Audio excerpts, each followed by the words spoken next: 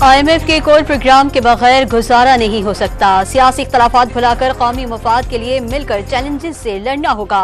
वज़ीर आज़म का SIFC apex committee इजलास से खिताब। दुनिया को साफ और सस्ती तवानाई की जरूरत है। वज़ीर ख़ारजा इसहाक डार का ब्रसेल्स में जौहरी तवानाई से मुतालिक सरबराह इजलास से खिताब। तवानाई के मसाइल के हल के लिए पायदार इक़दामात पर जोर।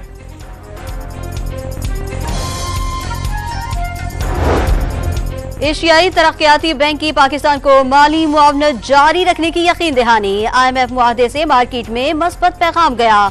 ADB कंट्री डायरेक्टर की वज़ीर खजाना मोहम्मद औरंगजेब से मुलाकात में गुफ्तगू। और फीफा फुटबॉल वर्ल्ड कप 2026 एशियाई क्वालिफायर राउंड 2 में उर्दू ने पाकिस्तान को 3-0 से शिकस्त दे दी। 2 गोल स्कोर करने पर मूसा अल तिमारी मैच के बेहतरीन खिलाड़ी करार।